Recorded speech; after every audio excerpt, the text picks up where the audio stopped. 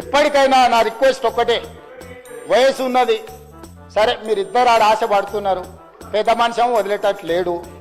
మేమందరం కూడా పెద్ద మనిషి ఉంటేనే బాగుంటుంది, ఇలా చేతికిస్తే ఏం చేస్తారో తాడు పొంగరం లేకుండా అని తెలంగాణ సమాజానికి ఒక భయం ఉంది. వాళ్ళిద్దరు పోటీ తెలంగాణ ప్రజల సాగుకు వచ్చింది అధ్యక్ష. మీరు చూడండి, ఎప్పుడైనా ఒక ఆయన పొద్దున్నే ట్విట్టర్లో పెడతాడు, 11 గంటలకు ఒక ఆయన ప్రెస్ మీట్ పెడతాడు, 4 గంటలకు ఇంకొక ఆయన పర్యటన ఆడిపోయి ఇద్దంటారు. వీళ్ళందరూ చూసేవరకల్లా సాయంత్రం మేడం గారు అందరిని పిలిపించి సమావేశం పెడుతుంది. ఏం పోటీ ఇది? ఎందుకు పోటీ?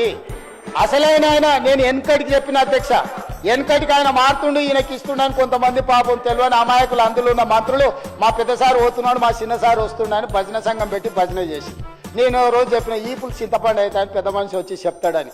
సరిగ్గా నేను చెప్పిన నెలకే వచ్చి చెప్పిండు, ఎవర్రా వాడు అన్నాడు, ఈపు చింతపండు అవుతుంది ఇంకోసారి మాట్లాడతాను. ఆయన మంచిగా ఉన్నాడు, ఆయనకి ఏం ప్రాబ్లం లేదు, వీళ్ళు ఆశపడ్డా ప్రయోజనం లేదు. ఆయన బాగుండాలి, 100 ఏళ్ళు ఆరోగ్యంగా ఉండాలి, ఆయన ప్రతిపక్షంలో ఉండే ఆయన అనుభవాలతో మాకు సలహాలు ఇవ్వాలి. వాళ్ళిద్దరు ఆశపడి పోటీ పడి పెద్ద మనిషికి ఏమైనా ప్రమాదం తెచ్చేటట్టున్నారు అధ్యక్ష. మీరన్నా ఆ వేదిక మీద నుంచి ఆ పోలీసు వాళ్ళకు కొంచెం ఆదేశాలు ఇచ్చి వీళ్ళకు కూడా ఏదైనా జ్ఞానోదయం కలిగేటట్టు ఏదైనా 4 మంచి మాటలు చెప్పండి అధ్యక్ష.